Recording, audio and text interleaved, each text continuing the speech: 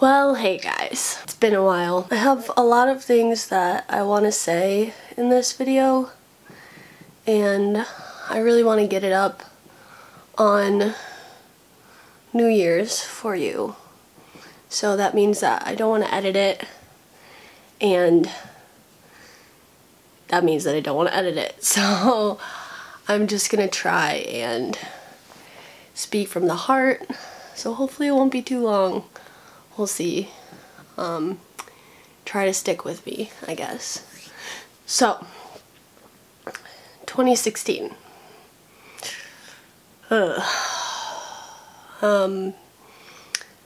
This will go up as one of the 2 worst years of my life, along with 2010.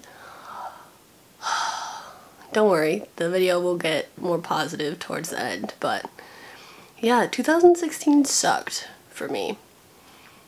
And it sucked for a lot of reasons.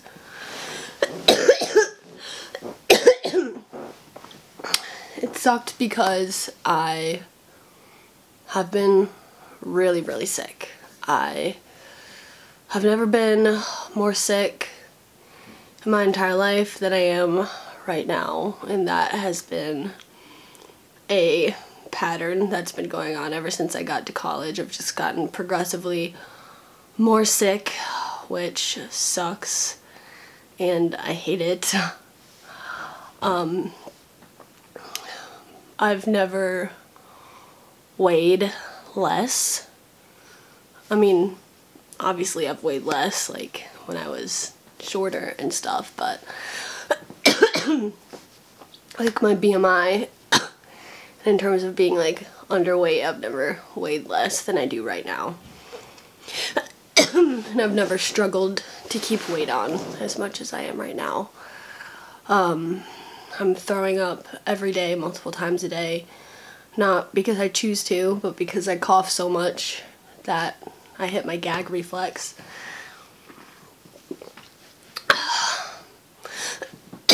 My bones, or not my bones, my body is so weak and my lungs are so tired that when I stand up and like walk somewhere, I lose vision for a few seconds and I get out of breath within like 10 paces. And then I have to sit down again. And being so tired all the time and so weak and so fragile, paired with my anxiety and depression, has made it so that I don't leave my house. Like, I really, this year, have developed a habit of not leaving my house unless it's absolutely necessary, and even when it is absolutely necessary to leave my house, sometimes I'll just make up an excuse for why I can't, and I just won't. It's really bad, and it's really scary, and it's because I think I'm afraid that if I feel sick somewhere that isn't my house, there won't be like a bed to lay down on, or water to drink, or a bowl to throw up in, or people will stare at me, and it's not like a safe place for me, whereas my house, or more specifically my room, is. And it's gotten to the point where I can't remember the last time I've hung out at someone else's house or done something social that wasn't at my own house. Luckily, I live in the Groove House, which is the percussion group. The student organization that I'm in at my college is called Groove, and I live in the Groove House.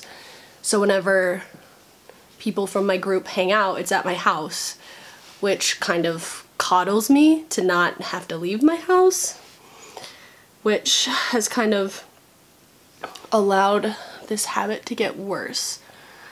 So I'm not leaving my house, I'm feeling horrible. My anxiety and depression has been worse this year than it ever has. I went to the hospital for the first time, mainly not because of my lungs, but because of my brain. In June, I went to the hospital and was put, for a very short period of time, put on suicide precaution, and I will make another video about that separately in the future. But yeah, there have been several times in 2016 that I was severely depressed, had really scary thoughts, wanted to do really scary things. Most of it was because I was really lonely and heartbroken. It's another really crappy part about 2016. I was really sad and heartbroken for the majority of it, but that's just the way things go sometimes.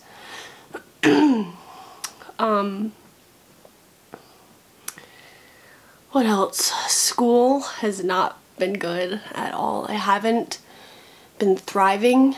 I've been surviving. Was that in 2016? Yeah. Yeah. I failed a class, so that sucked, considering that, you know, I was always on the honor roll and in all the advanced classes in high school and like all that crap, and then I come to college and having to miss class all the time paired with depression and a lack of motivation just changes the way I view myself, because I'm not the same student that I was, and it's really strange. Yeah, I stopped writing, I stopped blogging, I stopped making my personal YouTube videos for whatever reason. And I found myself asking myself and other people, like, what's the point? Why am I still at this school? What am I doing in this life? What am I contributing? A lot of breakdowns, a lot of tears. 2016 was really tough. But I think I know why. I think over the past couple of years, I have gone from viewing my life as, you know, it's made tough by cystic fibrosis, and there are added obstacles, but there isn't an expiration date on it, you know? Like, that's how I used to think of it. And I went from that to thinking that I probably have maybe 5 years left. My parents are paying all of this money for me to get a degree from this school that I'm never going to use because I'm going to die really soon. And that made me feel guilty about using my parents' money. And that made me not want to be in school. And that made me not want to try in school. And that made me not do well in school. And that made me feel depressed. And thinking that I had only a handful of years left because I was getting sicker and sicker made me feel like, oh, my one giant dream in life is to become a mom. So I need to, I need to make sure that I have that person and I have that future and I have it all locked up and it's ready so that as soon as the time is right, like, can get married, can have kids, that can happen before I die. That doesn't sound like a very successful formula for finding a happy relationship. And I thought, I have 5 years left, so why try super hard with the medications or the treatments? Why try super hard to be healthy when, like, it seems like no matter what I do, my health just keeps going in this downward spiral. It's like I have no control, so why try? I'm just gonna get sicker. And so I kind of did stop trying. And I did get sicker. And I did stop exercising. And I did get sicker. If you hear music, my parents are having a dance party downstairs. But yes, I cannot put my finger on when exactly this change in attitude happened in my brain, because it happened slowly over time, and it was really subtle. But it wasn't until early December when I really felt like everything in my life was falling apart that I looked inward and I kind of realized my view on my own life is so negative. It's so negative right now.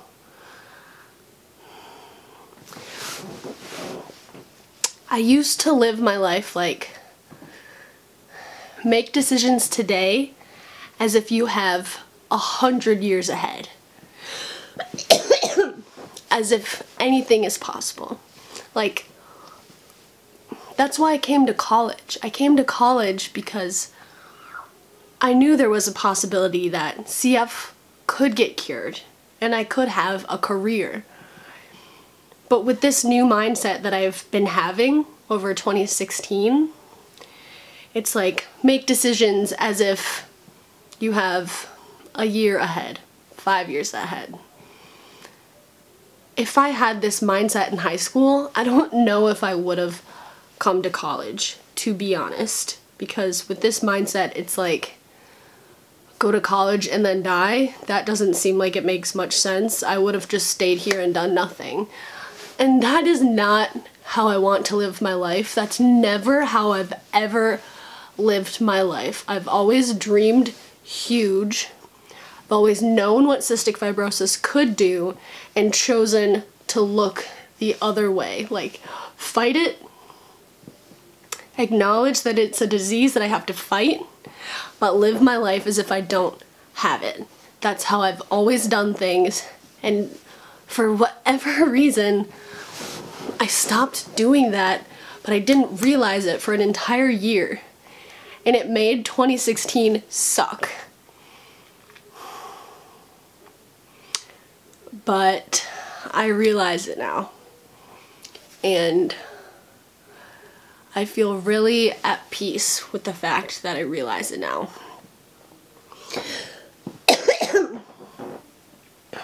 And I'm also able to look back at the things that happened in 2016. Like, I adopted an emotional support animal. I have my dog named Casper, and I absolutely adore him. I adore him so much. For the first time in my life, I actually have best friends, where if you say to me, who's your best friend? And I tell you, and then you ask that person, who's your best friend? They'll tell you me. Like, that's never happened in my life before. I've never had best friends before. And I do now. I live in a house with 7 guys who would do anything to protect me. They're like my brothers, and I love them so much. I went from living in an apartment with someone I didn't know, and then she moved out and I lived by myself, to living in a house with 7 of my brothers.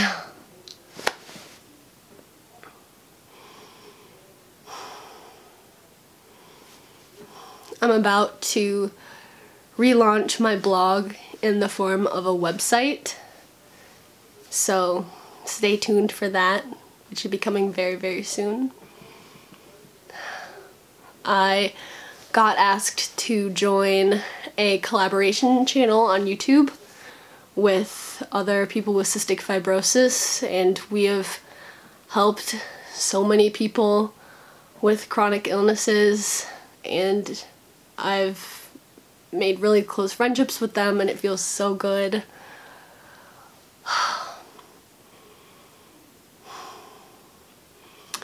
And I've basically just scraped the bottom of the barrel when it comes to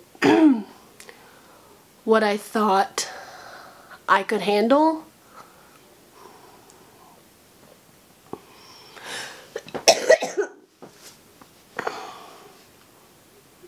And I was still able to do it. I realized how strong I was, and I'm going into 2017 knowing how strong I can be, but also knowing that this year I will not need to access that strength because I am choosing to employ the positive attitude that I've grown up with, and being the happy, bubbly Hannah that everyone has always known, and that for whatever reason disappeared this year.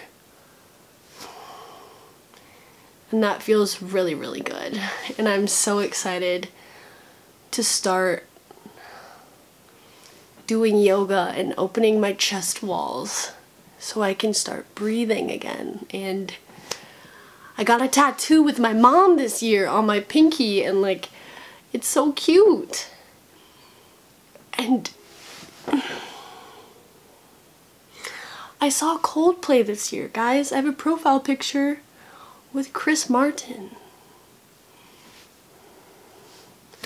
There's so much good in the world, and we have to look to the good, okay? We have to turn our faces to the sun, and we have to feel the warmth.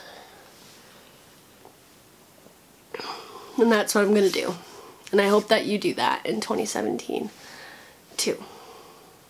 I love all of you guys. Thank you to all of you who have supported me throughout this year, or you know, jumped on board to this channel in 2016. I love you. We've grown so much this year, and I can't wait to see how much we grow in the next year. Bye.